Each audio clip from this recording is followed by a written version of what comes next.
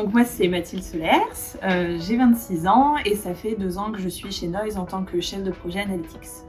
Et donc Clémence Médélec, j'ai 35 ans et ça fait 3 ans que je suis chez Noise et depuis peu en tant que responsable Analytics, et sinon ça fait 12 ans que je fais de l'Analytics. Alors concrètement, la migration vers GA4, c'est la fin d'Universal Analytics qui est prévue pour fin juin 2023, et la migration ça va être tout simplement changer de solution pour passer d'Universal Analytics à sa nouvelle version qui va être Google Analytics 4. C'est important pour continuer à collecter de la donnée. Effectivement, si vous avez Universal Analytics à date, vous avez de la donnée sur vos pages vues, sur vos conversions, vos micro-conversions, la compréhension de votre site, la compréhension de vos campagnes.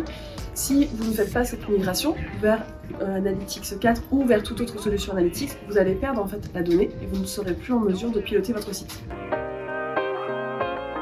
Entre Universal et GA4, on va changer totalement de paradigme, c'est-à-dire qu'avant on était sur Universal basé sur les sessions des utilisateurs et sur GA4 on va être basé sur les événements.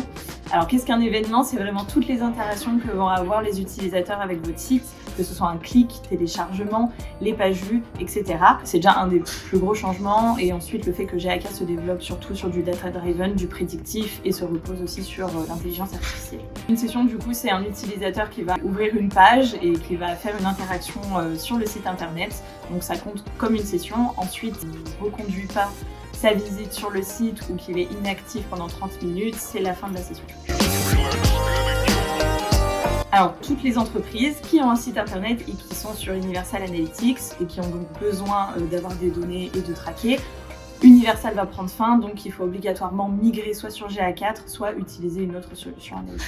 On va avoir Matomo, qui est très lookalike de Universal Analytics et qui peut être gratuit.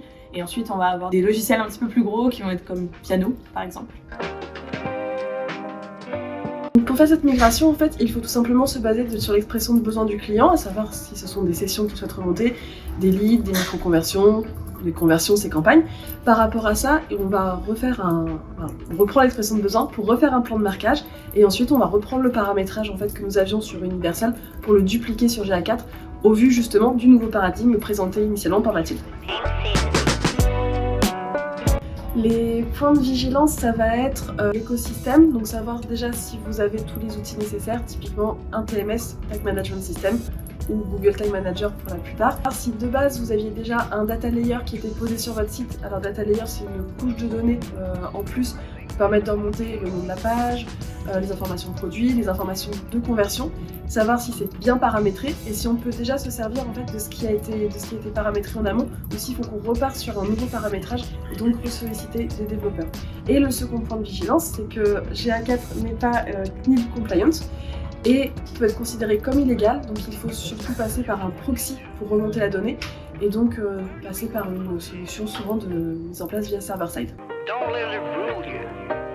Alors au niveau des deadlines, on va être sur la fin d'Universal en 2023. Donc en fait à partir de juillet 2023, plus aucune data ne remontera dans vos rapports. À partir de décembre 2023, normalement les rapports ne seront même plus accessibles.